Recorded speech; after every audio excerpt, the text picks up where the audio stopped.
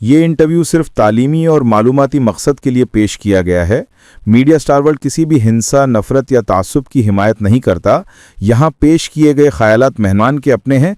Channel उनसे ज़रूरी नहीं कि इत्तेफाक रखे। हेलो, नमस्कार, आदाब, सत श्री अकाल और अस्सलाम वालेकुम। मैं हूं मोहम्मद अहमद काज़मी, लेकर आया हूं आपका पसंदीदा कार्यक्रम आपके रूबरू।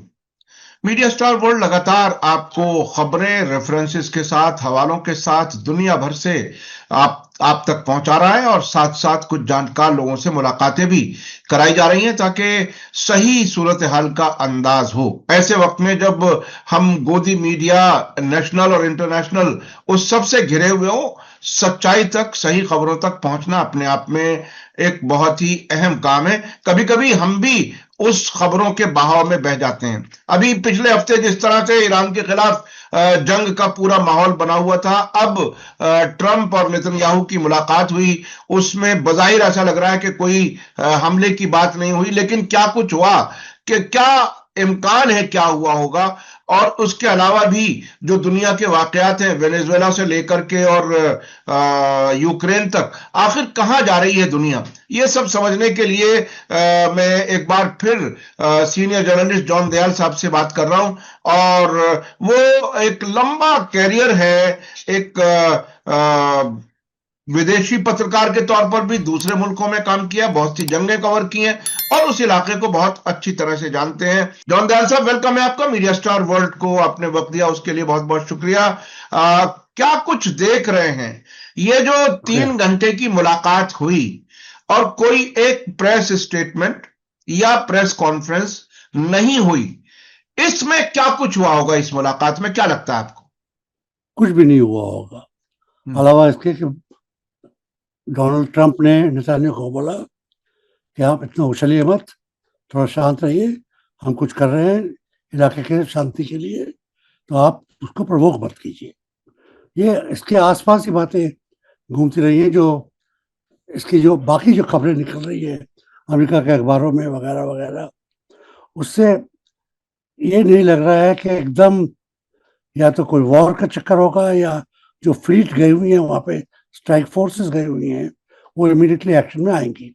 Foot on the boots on the ground तो आज के दौर में सवाल नहीं उठ रहा है। इसमें दो चीजें ध्यान देनी है कि डोनाल्ड ट्रंप का जो blow hot blow cold Iran के ऊपर है, उसके क्या रीजनल मायने हैं। जब ये ब्लो हॉट करते हैं, क्या वाकई अटैक करने वाले हैं? जब ब्लो कोल्ड करते हैं, तो क्या कल या परसों या तरसों कोई शांति प्रक्रिया होगी, कोई ट्रीटी होगी? तो ये इनका जो डिसरप्शनिस्ट इंटरनेशनल रिलेशनशिप का जो तरीका है, जिसमें डिप्लोमेट्स को हल्के हल्के बात करने में, क्लॉज बाय क्लॉज बात करने में जो टाइम लगता है, जिससे वो महीनता आती है कि कोई पैक्ट आएगा, कोई एग्रीमेंट आएगा, वो नहीं दिखाई देता। मगर जब आप अमेरिका की बात कर रहे हैं, या रशिया की या चाइना की, इनकी गवर्नमेंट्स के अलावा political parties, parliamentary system, defence system, money system, इसके अलावा इनका एक चीज है जिसको हम लोग कहते हैं डीप स्टेट। डीप स्टेट को कौन चलाता है कहना मुश्किल है। Retired generals, retired politicians, current politicians, wall street, जो इनका मिलिट्री मशीन है जहाँ पे हथियार बनते हैं, वो सब मिलके एक डीप स्टेट बनता है। CIA भी उसमें है, बाकी जो उसके फोर्सेस, इंटेलिजेंस ग्रुप है, सब उसमें है। उसका एक कलेक्टिव इंटरेस्ट है जो पार्टी पॉलिटिक्स से ऊपर है, जो कि डोनाल्ड ट्रंप के साथ भी है, मगर उसके अलावा उसके आगे भी सोच रहा है कि कल ट्रंप नहीं होंगे तो हम देश को कहाँ ले जाएंगे। तो ये डीप जिनकी स्टेट है, वो मेरा ख्याल है आज कल या परसों में लड़ाई के हक में नहीं है, और इसमें इसी से हमारा कुछ सांस लेने का मौका मिलता है। इसी से इजराइल के अंदर की भी राजनीति को कुछ सेटल होने का टाइम मिलता है, और एरिया को भी कुछ सेटल होने का टाइम मिलता है। इसमें अगर हमास कह रहा है कि अगर वॉर होती है ईरान के ऊपर, तो पूरा इस्लामिक वर्ल्ड और इस्लाम के ऊपर ही एक तरीके से वेस्टर्न क्रूसेड हो जाएगा, वो मेरे को लगता नहीं है कि आज की तारीख में होगा। धर्म अपनी जगह है, हर कंट्री का डीप स्टेट अपनी जगह है। क्या मलेशिया फौज भेजेगा? क्या इंडोनेशिया फौज भेजेगा? क्या पाकिस्तान जिसकी फौजें हिंदुस्तान में और बलूचिस्तान में और अफगानिस्तान में लगी हुई है, क्या उनके पास 25 सिपाही भेजने की भी ताकत है? तो इस्लामिक वर्ल्ड भी उतना ही छितरा हुआ है जितना वेस्टर्न वर्ल्ड या क्रिश्चियन वर्ल्ड जिसको आप कहते हैं, और उसमें बुद्धिस्ट चाइना और हिंदू हिंदुस्तान, ये अलग दो एंटिटीज हैं जो शायद पाकिस्तान के खिलाफ एंगेजमेंट कर सकते हैं, शायद ईरान के खिलाफ भी एंगेजमेंट कर सकते हैं, मगर इस्लाम और ज़ायनिज़्म में किसके साथ जाएंगे कहना बड़ा मुश्किल है। ये तटस्थ रहेंगे, न्यूट्रल रहेंगे, ऐसा मेरा अपना विचार है। तो आज की तारीख में फिर जैसे मैंने कहा था, डोनाल्ड ट्रंप के लिए घंटा भरी हम दे सकते हैं, मगर आज की तारीख में लड़ाई के बादल शायद थोड़ा सा पीछे हट गए हैं। लड़ाई के बादल पीछे हट गए। आपने ये कहा कि मुसलमान मुल्क, मुस्लिम दुनिया भी उसी तरह से बिखरी हुई है जैसे ईसाई मुल्क या दूसरे। तो इसमें लेकिन एक चीज सामने अब जो उभर के आ रही है जॉन दयाल साहब, वो ये कि पिछले तकरीबन 2 हफ्ते पहले तकरीबन सब अरब मुल्कों ने, और कमाल ये हो गया कि इजराइल ने भी ट्रंप से ये कहा कि अभी ईरान पर हमला ना करो। एक तो ये एक तरह से ईरान की बढ़ती ताकत का एक तरह से एक्नॉलेजमेंट ये नजर आया। दूसरा, जब आयतुल्लाह खामेनाई ने कहा कि अगर जंग शुरू हुई तो इलाकाई जंग होगी, तो उसमें वो एक्सिस ऑफ रेजिस्टेंस जिनको ईरान सपोर्ट करता है, वो ताकतें जो इजराइल के खिलाफ लड़ती हैं, अमेरिका के खिलाफ लड़ती हैं, वो पूरी तरह से ईरान के साथ जुड़ी हुई नजर आ रही हैं। इराक में तो इस हद तक भी सामने आया कि लोग अपने अपने शहादत नामों पर दस्तखत कर रहे हैं कि हम अगर ईरान पर हमला हुआ तो हम ईरान की सपोर्ट में जंग लड़ेंगे। तो वो एक इस तरह की स्ट्रेटेजिक एक तरह से सिचुएशन जो बनी है, जो कुछ मजबूरी में मना कर रहे हैं जंग को, कुछ अपने आप तैयार हैं ईरान की सपोर्ट में। ऐसी हालत में जो नया सिनेरियो बना, उसे कैसे देख रहे हैं आप? और इसमें आप कहना भूल गए या जानबूझ के आपने नहीं कहा, हाँ, चीन जी, चीन का सपोर्ट, चीन के हथियार तो हाँ, इम्पोर्टेंट है। कहाँ से हथियार बनाना कल हर रोज का काम नहीं है ना कि आज लड़ाई हुई और फैक्ट्री आपने 1 घंटे में खोल दिया और हथियार बन जाएंगे। बिल्कुल। बड़ा सोफिस्टिकेटेड लड़ाइयाँ हैं इस इलाके की। ये पुराना वाले ने अभी जो अक्टूबर 7 की थी, 2-2.5-3 साल पहले की होगी ऑलमोस्ट बात, उसमें तब भी सोफिस्टिकेटेड रॉकेट्स गए थे। इजराइल की आयरन डोम को भेजना बड़ा आसान काम नहीं था, और अच्छी तरह भेज दिया उसको तहस नहस कर दिया, एक तरीके से कह सकते हैं। उसके बाद जो हुआ तो 17,000 आदमी मर गए बेचारे। मगर जो मैं कहना मांग रहा था कि बहुत बड़ी सोफिस्टिकेटेड वेपनरी से होगी, उसमें जो इजराइल के पास है ट्रेडिशनल हथियार, उनको आप एक तरह से नकार दीजिए, ठीक है वो बम मारेंगे, बम फटेगा, कुछ लोग मरेंगे, मगर ज्यादातर बम हवा में फटते हैं और मकान टूटते हैं, उनसे देश नहीं टूटते। और ये बड़ी बड़ी बात है। हमास नहीं टूटा, गाजा तहस नहस हो गया। गाजा तहस नहस हो गया, लेकिन हमास नहीं टूटा। हमास नहीं टूटा। ये जो अभी जी, आप अपनी बात पूरी कर लें। नहीं, मैं ये कह रहा था, तो उस सोफिस्टिकेटेड वॉर के लिए सब देश टाइम चाहिए उनको। कितने ड्रोन्स चाहिए होंगे, हजारों की तादाद में ड्रोन चाहिए होंगे, wave upon wave upon wave. आपने देख लिया यूक्रेन में क्या हो रहा है। और ड्रोन्स क्या चीज ले जाते हैं, डायनामाइट ले जाते हैं, TNT ले जाते हैं, एक्सप्लोजिव ले जाते हैं, वो चाहिए होंगे। सोल्जर्स ट्रेन करने होंगे। अब ये तो बात नहीं है कि टैंक में आप बैठे और चल गया। यहाँ पे एक ड्रोन को एक आदमी चला रहा है, जैसे बच्चे चलाते हैं वॉर गेम्स को जब कंप्यूटर पे खेलते हैं, उसको बड़ी बड़ी तादाद में कोऑर्डिनेशन चाहिए। आज की तारीख में अगर मैं कह सकता हूँ कि किसी के पास ऑनलाइन रियल टाइम इंटेलिजेंस और वेपनरी है तो सिर्फ चाइना के पास, सिर्फ। हिंदुस्तान के पास नहीं है, रशिया के पास नहीं है, अमेरिका के पास वो सोफिस्टिकेशन नहीं है कि हवाई जहाज से हवाई जहाज और हवाई जहाज से रॉकेट ऑनलाइन चल रहा है सब। ये जो सोफिस्टिकेशन आ गया है, वो इजराइल अभी नहीं आ पा रहा है, कि अमेरिका उसको नहीं दे पा रहा है, और ये एक बहुत बड़ी बात है। अमेरिका नहीं दे पा रहा है तो उसका मतलब है कि सऊदीया के पास नहीं है वो हथियार। तो जो आप कह रहे हैं कि एक्सेस और रेजिस्टेंस में कौन कौन से देश आएंगे, उसमें मेरा ख्याल है वो देश आने चाहिए जिनके पास सोफिस्टिकेशन है। कतार आ सकता है शायद, एक दो और आ सकते हैं, मगर और जो अमेरिका के बेसिस हैं इस एरिया में या यूरोप में भी, वो तो कैदी हो जाते हैं इस सिचुएशन में ना। आपने देखा अफगानिस्तान के साथ इतनी लंबी लड़ाई रही, ये बेसिस का कोई फायदा नहीं हुआ। ये रिफ्यूलिंग के लिए हो गए, और जिसको कहते हैं रिलैक्सेशन के लिए। सोल्जर्स आते हैं, एक महीना रहते हैं, एक महीना मजा करते हैं। तो ये रेस्ट एंड रिक्रिएशन की बात हो गई है यहाँ पर। यहाँ से सोफिस्टिकेटेड लड़ाई लड़ने का, और वो भी ईरान के खिलाफ, मेरा ख्याल है आज की तारीख में अमेरिका और उसके दोस्त इसके काबिल नहीं है, और इस वास्ते इसके हक में नहीं है। ईरान के खिलाफ अमेरिका और उसके दोस्त लड़ने की हालत में नहीं है, लड़ने के काबिल नहीं है। अब मैं समझना चाहता हूं, जो ये बातचीत शुरू हुई है अमेरिका और ईरान के दरमियान, इनडायरेक्ट बातचीत शुरू हुई है, और उसमें बीच में एक लम्हा यह भी आया जब नेतन्याहू वॉशिंगटन जा रहे थे, तो ईरान की तरफ से कहा गया कि ये डिस्ट्रक्टिव रोल अदा करेगा, इससे होशियार रहने की जरूरत है, इजराइल से होशियार रहने की जरूरत है। और जो वेन्यू भी चुना गया वो ओमान, जहां ऐसा लगा कि वहां शायद मोसाद का उतना ज्यादा असर रसूख नहीं है, ऐसी जगह उन्होंने बातचीत की। तो ये अभी जो बातचीत जिस मरहले में है, आपको क्या लगता है कि किसी नतीजे की तरफ जाएगी? एप्स्टीन फाइल से ये तो बात साफ हो गई है कि मोसाद का इंटेलिजेंस वॉशिंगटन में व्हाइट हाउस के अंदर बैठा हुआ है। तो कहां पर मोसाद है, कहां पर नहीं है, जब अगर वॉशिंगटन में है तो सब जगह है। मगर मोसाद हथियार थोड़ी बनाता है, मोसाद हथियार लेके लोगों को मारता है और इंटेलिजेंस गैदर करता है।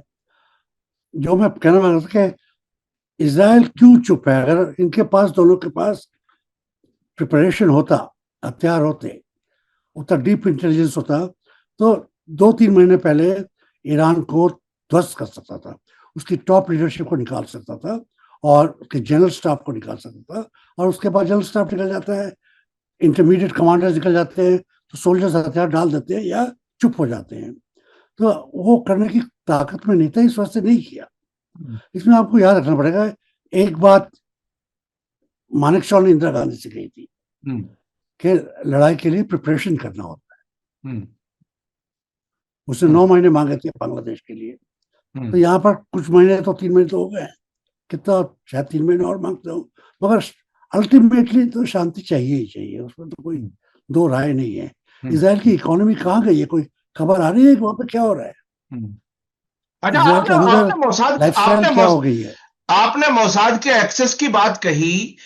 एक किसी सीआईए के बड़े आदमी ने किताब लिखी है, मुझे इस वक्त नाम याद नहीं आ रहा है, मुझे एक ईरान के एक्सपर्ट ने मुझे बताया था कि एक सीआईए के आदमी ने ये अपनी किताब में लिखा है कि हम सीआईए के लोग खुद सीआईए की बिल्डिंग में हम अपनी मीटिंग जो वाकई सीक्रेट हम रखना चाहते हैं वो हम नहीं कर पाते, क्योंकि वहां मोसाद है, इसलिए वो उनको कहीं और जाकर के मिलना पड़ता है खुद सीआईए के लोगों को।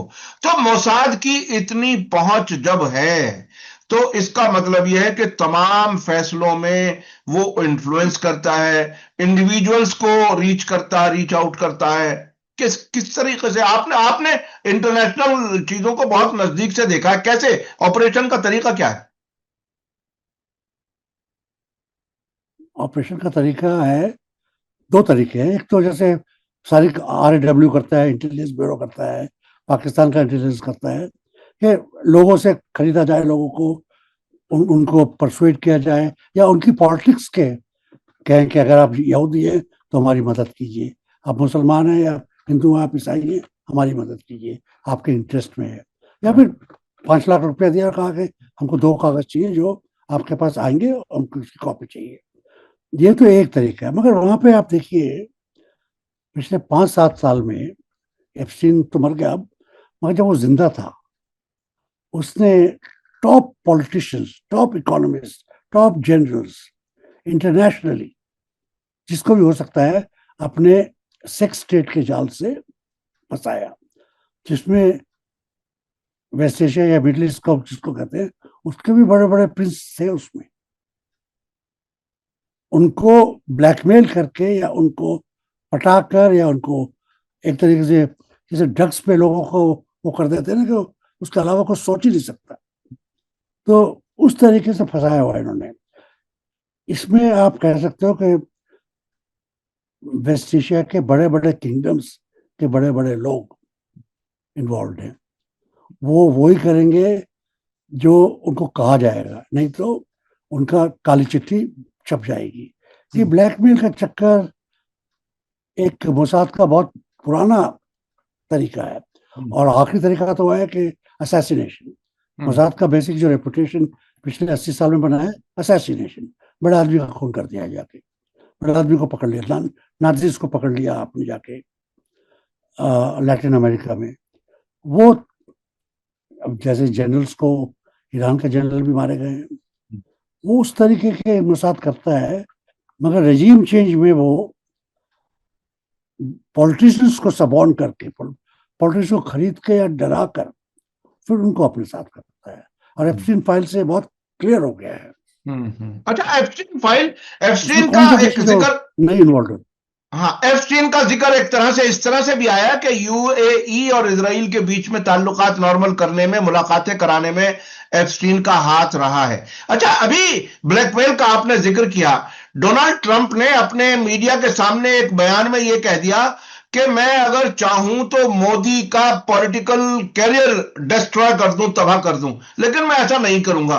तो ये ब्लैकमेल के तरीकों में से एक तरीका, ये मोदी जी के बारे में उनका नाम कहीं एप्स्टीन फाइल में भी बताया जा रहा है।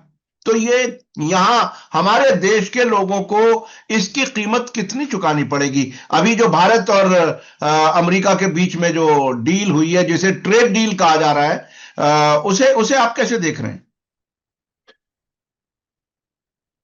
नहीं, ट्रेड डील तो बिल्कुल अमेरिका के हित में, अमेरिका के फार्मर्स के हित में है, अमेरिका की इंडस्ट्री और कार इंडस्ट्री के हित में है।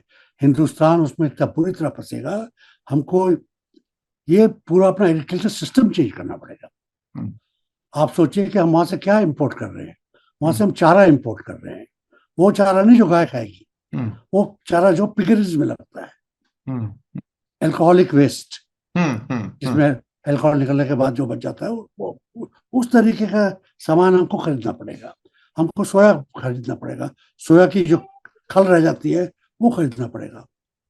उसको हाई प्रोटीन टास्क को आप चिकन को दे सकते हो, पिग्स को दे सकते हो, काउस को नहीं दे सकते हो। काउस का आपको हरा चारा चाहिए, आपको कॉर्न चाहिए।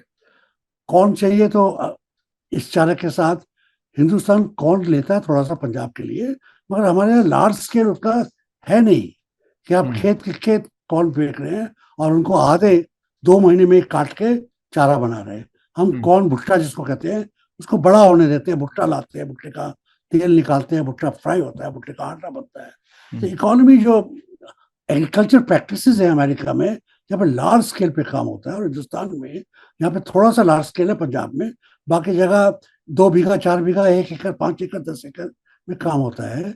उसका हुलिया बदल जाएगा एज इट इज, क्योंकि हिंदुस्तान की खुद पॉलिसीज के हिसाब से जिन्होंने जो बीफ बैन के ऊपर कर दिया जो चक्कर, उससे शैटर्ड हो गए किसान। कहाँ ले जाएंगे अपनी सूखी गायों को, कहाँ ले जाएंगे अपने मेल बछड़ों को? खिला सकते नहीं है, सड़क पे भेज रहे हैं, खेतों पे छोड़ दे रहे हैं। इकोनॉमी जो अभी हमारी है इससे और बदतर हो जाएगी। और किसान देखिए, पंजाब का किसान नहीं होता, सिर्फ छोटा किसान होता है, लैंडलेस लेबर होता है, मनरेगा पे काम करने वाला लेबर होता है, जो कि किसान की खेती के ऊपर कुछ हद तक निर्भर होता है।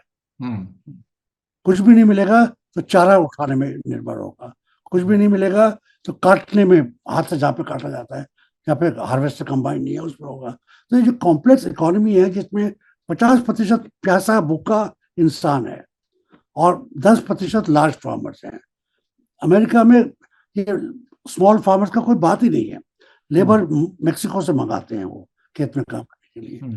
तो क्या हमको इसके लाले आ जाएंगे कि हम सोयाबीन इंपोर्ट कर रहे हैं, अपना तिलहन नहीं उगा पा रहे हैं? ये क्या किस तरीके से चलेगा? क्या हम अपने चिकन की टांगे चाइना को एक्सपोर्ट करेंगे? यहाँ पे पिगरी बहुत तादाद में बनेगी और वो चाइना को फीड करेगी, क्योंकि हिंदुस्तान में सरदारों को भी अगर आप छोड़ दीजिए और ईसाइयों को भी छोड़ दीजिए, पिग प्रोडक्ट्स का बड़ा कम खपत है बकरी की। उसके लिए कुछ दिख नहीं रहा मेरे को, बकरी की, शीप की। अगर उसको कहें लार्ज स्केल फार्मिंग बकरी के लिए हम कुछ कर रहे हैं, तो उसमें ध्यान आता है कि मध्य प्रदेश में, राजस्थान में, जहाँ पे गरीब किसान है बकरी पालते हैं, उनका कुछ फायदा होगा, वो हमको दिख नहीं रहा है। आपके दारू, अल्कोहल सस्ता हो गया। अल्कोहल अगर आप एक्साइज कम कर देते तो वैसे सस्ता हो जाता। कौन सा अल्कोहल सब वो है? वाइन। कितने हिंदुस्तानी वाइन पीते हैं? बेचारा जो गरीब आदमी है वो ठर्रा पीता है, वाइन नहीं पीता है। उसको अंग्रेजी में हम वाइन कह देते हैं, मगर वो हार्डकोर जिन पीता है। और जिन आप जानते हैं, जब इंग्लैंड में जिन का प्रेशर आया था, रशिया में प्रेशर आया था, उसका कितने बुरे नतीजे हुए थे। तो ये किस तरीके से करेंगे?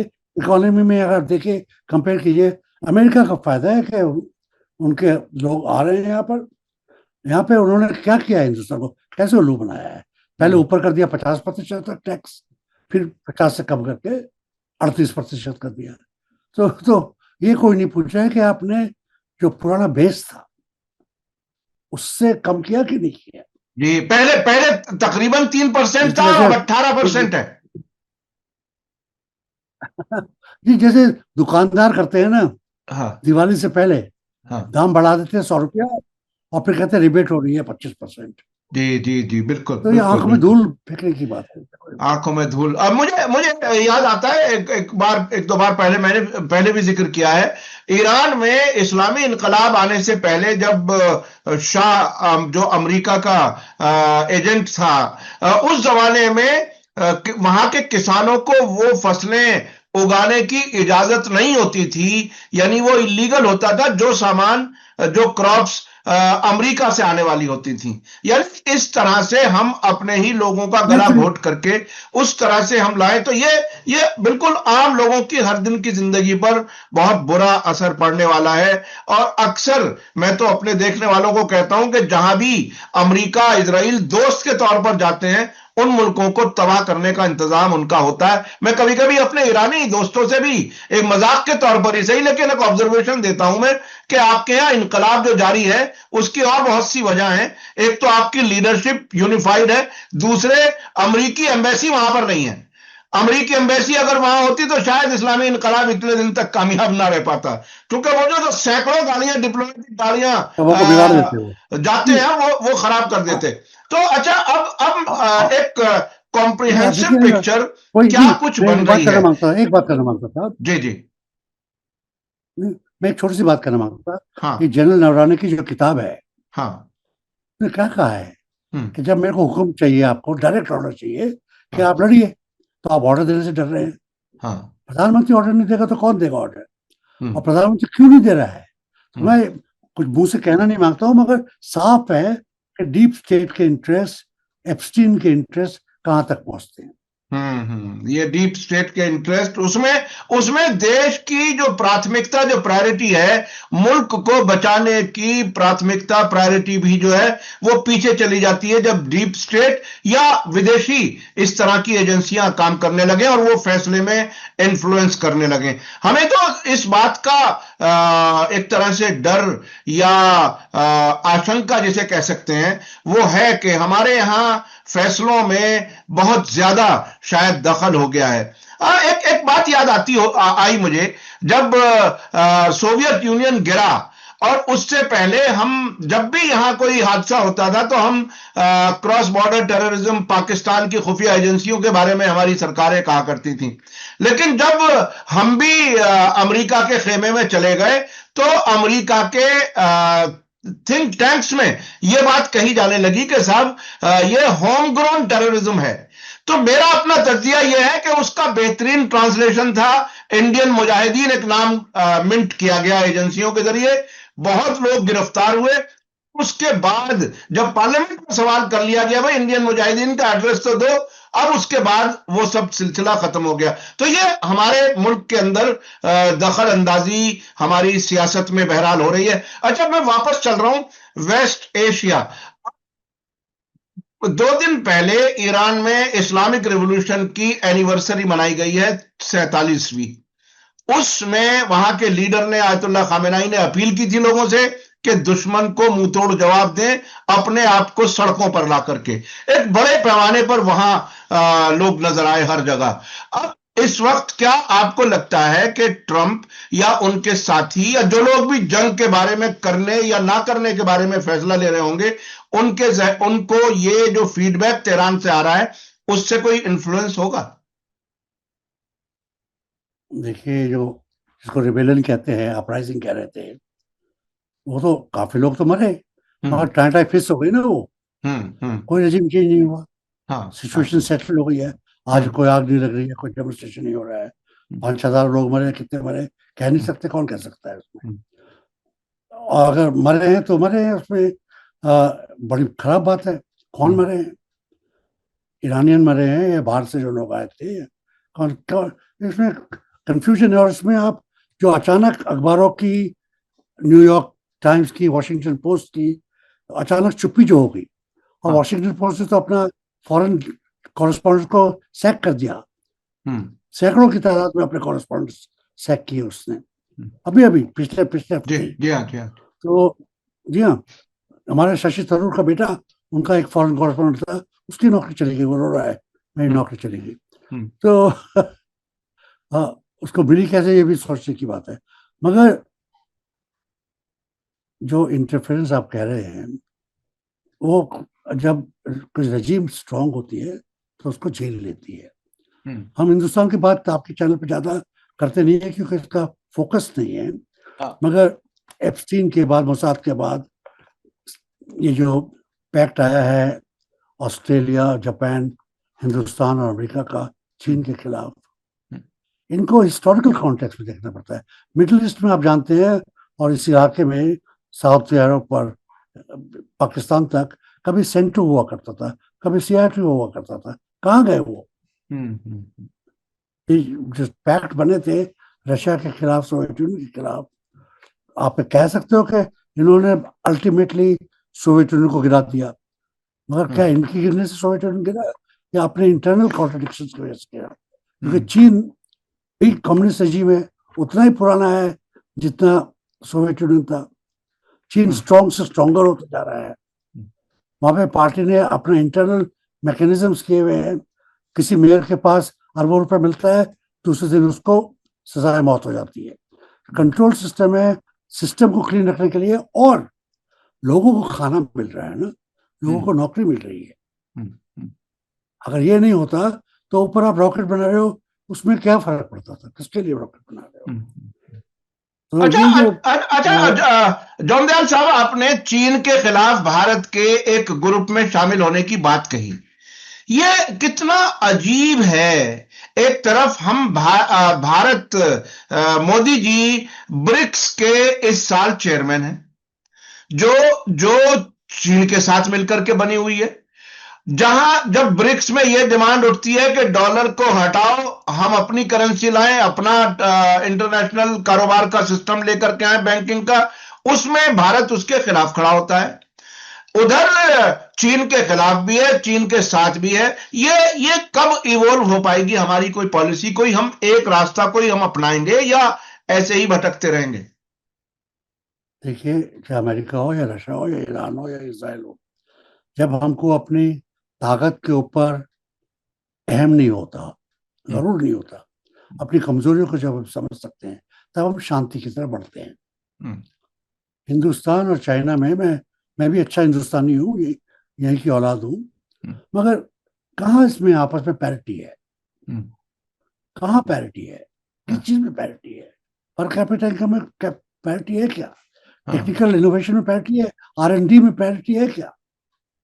चाइना जितना R&D में इस्तेमाल करता है पैसा, वो अमेरिका से आगे है, ज्यादा है। तभी तो अमेरिका को बेच रहा है वो। बिल्कुल बिल्कुल बिल्कुल। अपना सामान अमेरिका को बेचता है वो। उसका इकोनॉमी हिंदुस्तान की इकोनॉमी से सैकड़ों गुना तो नहीं, बीसियों गुना ज्यादा है। उसकी मिलिट्री माइट, जनरल साहब क्या कह रहे हैं, हम्म, वो कह रहे हैं कि झगड़ा हो जाएगा तो बुरी बात हो जाएगी, किस तरीके से निगोशिएटेड तरीके से डिसएंगेज किया जाए। और उन्होंने अपनी दिमाग लगा के अल्टीमेटली गलवान को ज्यादा बढ़ने नहीं दिया। हमको जनरल का शुक्रगुजार होना चाहिए, बिल्कुल बिल्कुल। नहीं तो चाइनीज रॉकेट यहाँ तक दिल्ली तक आते अगर हम्म, बात ज्यादा फैलती।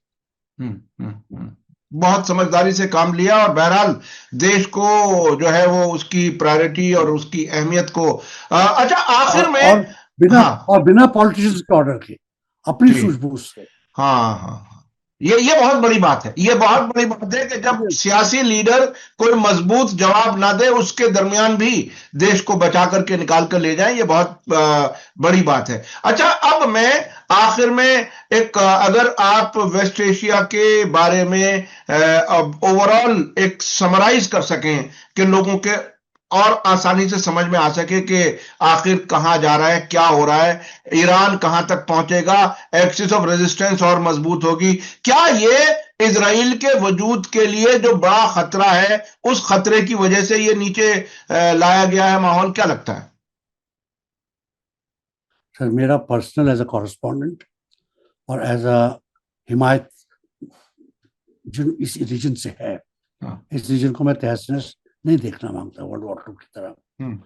मेरा ख्याल है कि हमको एक्सेस और वॉर और रॉकेट्स से ध्यान हटा के गाजा को कैसे हम दोबारा जिंदा कर सकते हैं।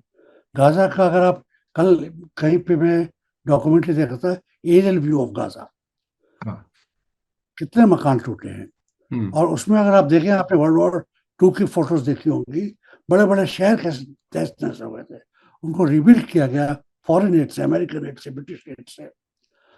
आज की तारीख में गाजा को रिबिल्ड करना है, रिजॉर्ट की तरह नहीं, उस देश की तरह जो वो था पहले, जहाँ पे लोगों के घर थे, अपने अपने स्कूल थे, वो वहां पे ऐश अयाशी का सामान नहीं था। वो बेरूत जो था 70 के दशक में, वो नहीं था। वो उसको अच्छी हालत में स्कूल खोलिए, यूनिवर्सिटीज खोलिए, ताकि वो पैलेस्टीनियंस के लिए जो बिखरे हुए हैं, जो वेस्ट बैंक के पैलेस्टीनियंस हैं, सबों के लिए एक ऐसी जगह बन पाए जहाँ पे वो अपने देश को दोबारा रीबिल्ड कर सके, आने वाली जनरेशन को पढ़ा सके, अस्पताल में बीमारी से हटा सके, अस्पताल और मेडिकल कॉलेज से डॉक्टर्स की एक नस्ल पैदा कर पाए, इंजीनियर्स की एक नस्ल कर पाए।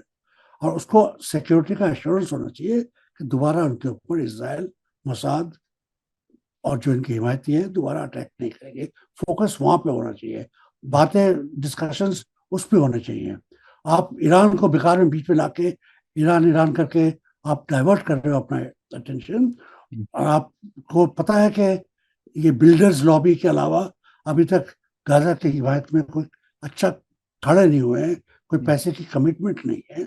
उस तरफ मेरा ख्याल ध्यान जाना चाहिए। और उस तरफ का ध्यान, जो मैंने आपको बताया था, अमेरिका में ऑल्टरनेट मीडिया, डेमोक्रेट्स और बाकी लोग वही कह रहे हैं कि गाजा को रिबिल्ड कीजिए शांति से, पॉजिटिवली, विद एन एश्योरेंस कि उसके ऊपर दोबारा हमला नहीं होगा।